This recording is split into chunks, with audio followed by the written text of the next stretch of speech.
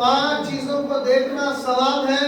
اب میں گنتا جا رہا ہوں، بتاتا جا رہا ہوں، آپ لوگ گنتے جائیے. نمبر 1، ماں باپ کے چہرے کو دیکھنا ثواب ہے. سبحان اللہ. نمبر 2، قرآن شریف کو دیکھنا ثواب ہے. نمبر 3، علماء کرام کے چہروں کو دیکھنا ثواب ہے. نمبر 4، کعبۃ اللہ، اللہ کے پاک گھر کعبہ شریف کو دیکھنا ثواب ہے. نمبر 5، وہ اولیاء کرام مشائخ اعظام جو اللہ رسول کے دین کے لیے اپنے آپ کو مٹا ڈالا، ان کے چہروں کو بھی دیکھنا ثواب ہے. یہ 5 چیزوں کو دیکھنا ثواب ہے. میرا آقا کریم صلی اللہ علیہ وسلم کے پیارے دیوانوں حضور سرکار غریب نواز نے ایک حدیث پیش کی ہے، بیان کی ہے، اور یہ حدیث پاک مشکات شریف میں ہے. حضرت ابن عباس رضی اللہ تعالی عنہ بیان فرماتے ہیں کہ حضور صلی اللہ تعالی علیہ وسلم نے ارشاد فرمایا کہ وفادار لڑکے، وفادار اولاد اپنے ماں باپ کو محبت کی نظر سے جب دیکھتا ہے، اللہ تعالی حج مقبول کا ثواب عطا فرماتا ہے. حج مقبول کا ثواب عطا فرماتا ہے. اب یہ حج مقبول ہے کیا؟ اس سے پہلے جب یہ حدیث پاک حضور صلی اللہ علیہ وسلم نے بیان فرمائی، صحابہ کرام کا مجمع لگا ہوا تھا. ایک صحابہ کرام نے عرض کیا، حضور اگر ایک بار دیکھوں تو ایک حج کا ثواب، میں تو اپنے گھر ہی میں رہتا ہوں، میرے ماں باپ موجود ہیں، میں تو ان کو بار بار دیکھتا ہوں، اس کے لیے کیا ہے؟ تو اللہ کے نبی صلی اللہ علیہ وسلم نے ارشاد فرمایا کہ جو انسان اپنے ماں باپ کو بار بار دیکھتا ہے، اللہ اکبر و اطیب، اللہ سب سے بڑا ہے، اللہ تقدس والا ہے، بزرگ و برتر والا ہے. اگر 100 بار دیکھے گا تو 100 حج کا ثواب ہوگا. یہ ماں باپ کی قدر ہے، یہ ماں باپ کی عزت ہے، یہ ماں باپ کا مرتبہ ہے. میرے نوجوانوں کان کھول کر کے سن لو، تم لوگ بہت ماں باپ کی نافرمانی کرتے ہو. خدا را ایسا نہ کرو. ماں باپ ہے تو آپ کی زندگی آباد ہے، ماں باپ ہے تو آپ اس دنیا میں زندہ ہیں. اور اگر ماں باپ رہتے ہوئے آپ ان کی بے قدری کی تو گویا آپ کی زندگی ایک جہنم والی زندگی سے آپ گزر رہے ہیں. اللہ نہ کرے کہ ایسی زندگی ہمیں ملے. اللہ تعالی ہم سب کو سچی ہدایت عطا فرمائے. آگے حضور سرکار غریب نواز نے اس حدیث کو بیان کر کے پھر کچھ حکایتیں بتائی اور سمجھایا. انہوں نے ایک بہت سبق آموز حکایت بتایا. کہا کہ پہلے زمانے میں ایک نوجوان شخص تھا جس کے افعال برے تھے، جس کا فعل خراب تھا، یعنی اس کی بد اخلاقی ایسی تھی کہ لوگ اس سے دور بھاگتے تھے. مگر ان کے گھر میں ایک بوڑھی ماں تھی. وہ اپنی ماں کی بہت خدمت کیا کرتا تھا، اپنی ماں کو ذرہ برابر بھی تکلیف نہیں دیتا. ماں کے سر پر تیل ملتا، ماں کے قدموں کو بوسہ دیتا، ماں کے قدموں کو دباتا، جس چیز کی ضرورت ہوتی وہ فوراً پیش کر دیتا. آخرکار کل نفس ذائقۃ الموت کے تحت اس کی موت ہو جاتی ہے. وہ اس دنیا کو الوداع کر کے چلے جاتے ہیں. کسی نے خواب میں دیکھا کہ وہ جنت کے باغوں میں ٹہل رہا ہے. اس خواب دیکھنے والوں نے بتایا کہ تم تو بہت بڑے گنہگار تھے، تم تو بہت بڑے مطلبی تھے، تمہارا افعال بہت برا تھا، تمہارا کیریکٹر صحیح نہیں تھا، لیکن تم کو اللہ تعالیٰ نے یہ مرتبہ کیسے عطا کر دیا؟ وہ مسکرایا اور کہا یہ حقیقت بات ہے کہ میں نے کوئی ایسا کام نہیں کیا جس سے اللہ راضی ہو جائے. میرے کردار صحیح نہیں تھے، میرے افعال صحیح نہیں تھے، میرے کام و کاج صحیح نہیں تھا، مگر میری بوڑھی ماں تھی، میں بے انتہا ان سے محبت کرتا تھا، میں ان کی خدمت کیا کرتا تھا. میری ماں جب سوتی تھی تب مجھے دعا دیتی تھی، جب جاگتی تھی تب مجھے دعا دیتی تھی، جب دل چاہتا تب دعا دیتی تھی، اور وہ یہ دعا دیتی تھی، اے اللہ میرے بیٹے کو بخش دینا اور حاجیوں کے ساتھ جنت میں رکھنا. یہی وہ دعا کی بدولت ہے جو اللہ کو پسند آ گیا، اور میری ماں کی دعا کے صدقے طفیل میں مجھے جنت میں حاجیوں کے ساتھ ہی ملے، حاجیوں کے جماعت میں ان کے ساتھ رہنے کو مل گیا. یہ ماں باپ کی دعا ہے. جیسا کہ حدیث پاک میں بتایا حج مقبول کا ثواب ہے. حج مقبول ہے کیا؟ جس کا حج قبول ہو جائے تو وہ ایسا ہو جاتا ہے جیسے کہ ابھی اپنے ماں کے پیٹ سے وہ پیدا ہوا۔ سبحان اللہ۔ اسی لیے جن کے گھر میں ماں باپ ہے ان کی قدر کیا کریں، ان کی عزت کیا کریں، ان سے دعائیں حاصل کیا کریں، یہی ہمارے لیے بہتر زندگی ہے۔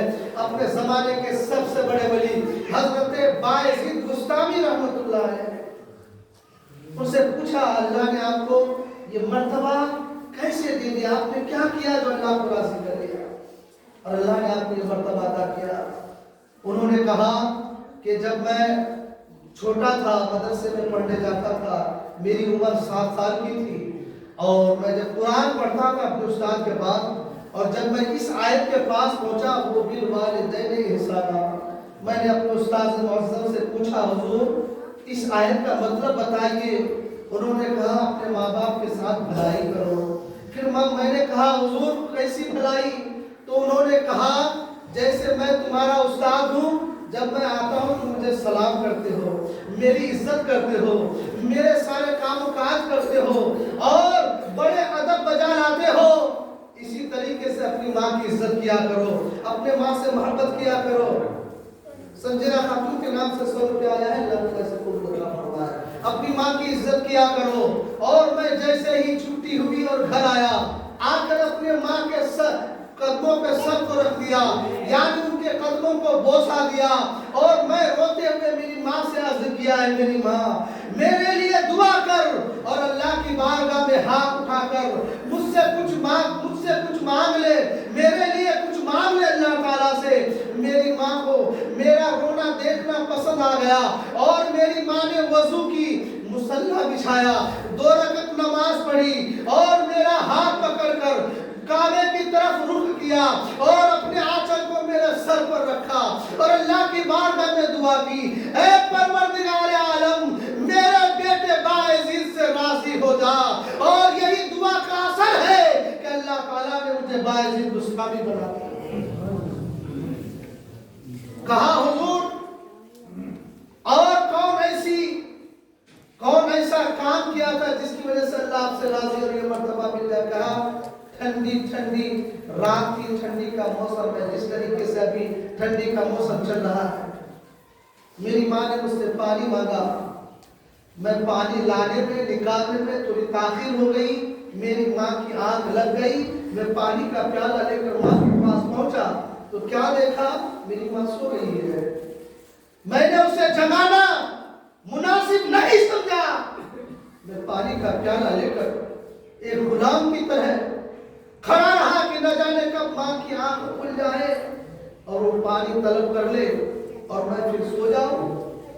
لہذا پوری رات گزر گئی، پانی کا پیالہ لے کر ماں کے پاس کھڑا رہا، ٹھنڈی کی وجہ سے پانی کا پیالہ آپ کے ہاتھوں سے چپک گیا تھا، اور جیسے ہی ماں کی آنکھ کھلی، ماں نے دیکھا کہ میرا بچہ پوری رات سویا نہیں، میری وفاداری میں میری خدمت میں رات گزار دی، اور پانی طلب کیا، جیسے ہی پیالہ ہاتھ سے نکالا ہاتھ کی چمڑی نکل گئی، اور جب یہ دیکھا ماں بلک کر رونے لگی اور کہنے لگی اے پروردگار عالم میرے بیٹے بایزید بستامی سے راضی ہو جا، میں بھی اس سے راضی ہو چکی ہوں۔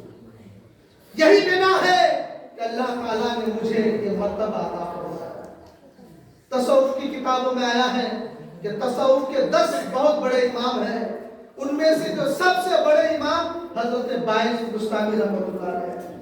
کہا میں نے ماں سے اجازت لیا اور اللہ کو راضی کرنے کے لیے میں جنگلوں کا راستہ شروع کیا، جنگلوں میں، صحراؤں میں، پہاڑی والے علاقے میں، اس میں ٹھنڈی کا موسم آیا، گرمی کا موسم آیا، بارش کا موسم آیا، 10 سال تک میں نے اپنے خدا کی بارگاہ میں سجدے کرتا رہا، عبادتیں کرتا رہا، اللہ کو مناتا رہا، اللہ کو راضی کرتا رہا، روتے روتے میرے پلکیں سوکھ چکی ہے۔ میں نے 10 سال تک رویا۔ ایک دن میں جا رہا تھا، جس جنگل سے میں گزر رہا تھا اسی جنگل کے قریب میں ہی میرا گاؤں پڑتا تھا، دل میں خیال آیا کہ ماں سے ملاقات کر لوں، اور جیسے ہی میں اپنی ماں سے ملاقات کرنے کے لیے گیا، رات کی تاریخی تھی، सारी दुनिया खर्राटा मार कर नींद ले रही थी, मेरी माँ भी सोई हुई थी। मेरा हाथ दरवाजे तक गया, लेकिन मैं अपने हाथ को इसलिए खींच लिया कि कहीं मेरी माँ सोई हुई है और मैं इतने रात को जगा दूं तो मेरे माँ के जज़ाए खैर अता फरमाए। बिरादरान इस्लाम, वो कहते हैं कि मैंने अपने हाथ को खींचा और मैं खड़ा रहा, यहाँ तक कि मैंने देखा, थोड़ी देर के बाद मैं सुना कि मेरी माँ सोई नहीं है बल्कि तहज्जुद के लिए वो जगी हुई थी और मुसल्ला बिछाकर वो रात की तन्हाई में अल्लाह से बातें कर रही थी, यानी अल्लाह को सजदे कर रही थी, अल्लाह की बारगाह में रो रही थी और ये रो रही थी, ऐ परवरदिगार आलम, मेरा बेटा बायजीद 10 साल तक तेरी राह में गुजरा है, तेरे रास्ते में निकला है, तुझे बनाने के लिए, तुझे राजी करने के लिए। ऐ परवरदिगार आलम, न जाने मेरा बेटा इस वक्त कहाँ है, वह कैसी जिंदगी गुजार रहा है, उनके पास खाने पीने का सामान है कि नहीं, वो न जाने कौन से वादी, कौन से जंगलों में है। ऐ अल्लाह, मैं तुझे खुदा मानकर तेरी बारगाह में जो सजदा किया, इसी सजदे को वास्ता बनाकर मैं अपने बेटे के हक में तेरे लिए मेरे बेटे के लिए तेरी बारगाह में दुआ कर रही हूँ। ऐ परवरदिगार आलम, मेरे बेटे से राजी हो जा, मेरे बेटे से राजी हो जा, मेरे बेटे से राजी हो जा। हजरत बायजीद बुस्तामी फरमाते हैं कि मैं जब ये सुना, दरवाजे को धक्का मारा और अंदर दाखिल हुआ और अपने माँ के कदमों पे गिर गया और मैंने चीख कर कहा, जिस खुदा को 10 साल तक मैं जंगलों में ढूंढता रहा, जिस खुदा को मैंने 10 साल तक पहाड़ों की वादियों में, पथरीली जमीन में मैं ढूंढता रहा, कभी गर्मी का मौसम आया, कभी सर्दी का मौसम आया, कभी बारिश का मौसम आया, मैं भीग रहा था, सजदे कर रहा था, ठंडी लगी थी, मैं सजदे कर रहा था, गर्मी लगी थी, मैं सजदे कर रहा था। जिस खुदा को मैंने 10 साल तक जंगलों में ढूंढता रहा, वो खुदा जंगलों में नहीं है, वो खुदा तो मेरी माँ के पास है, वो खुदा मेरी माँ के पास मौजूद है। अल्लाह अकबर। वो बताते हैं यही वजह है कि जिसकी वजह से आज बायजीद बुस्तामी बना हुआ है। मेरे नौजवानों, मेरे भाई को तकरीर मजा लेने के लिए नहीं,